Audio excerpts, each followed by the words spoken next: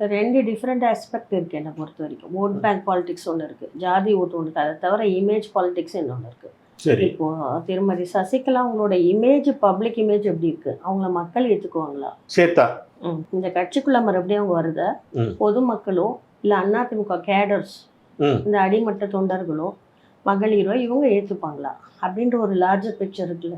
சசிகலா ஏற்றுக்க மாட்டாங்கிறீங்க? கண்டிப்பாக என்னை பொறுத்த மட்டும் அதுக்கு வாய்ப்புகள் குறைவு. சொல்லப்போனால் அம்மாவுடைய ஆட்சி அந்த பேரை டேமேஜ் பண்ணது காரணமே இந்த அம்மாங்கிற பேச்சு நிறைய இருக்கு. இன்னி வரல இருக்கு. இவங்களால தான் அவங்களுக்கு பிளாக் மார்க் இருக்குன்ற பேச்சு பரவலாக ரொம்ப வருஷமாவே இருக்கிற ஒரு விஷயம். சரி.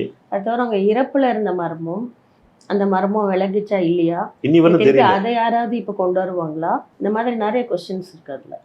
ஸோ அவங்கள எப்படி ஏற்றுக்குவாங்க இந்த கட்சிக்குள்ள? இப்போ சப்போஸ் இப்போ டிடிவி தினகர்னு ஒரு கட்சி வச்சிருக்காருன்னு வச்சுக்கோங்களேன், அமமுகன்னு ஒரு தனி கட்சி நடத்துறாரு.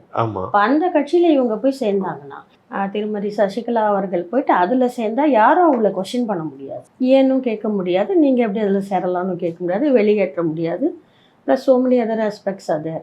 ஆனால் இதில் மறுபடியும் சேர்ந்தாங்கன்னா பொதுமக்கள் ஏற்றுப்பாங்களா? அதிமுகவோட பல இடத்துல அவங்களோட கெட்ட பேருக்கு இவங்கள ஒரு காரணமாக பார்க்குறாங்க. இது எல்லாமே questions to be answered in the upcoming election.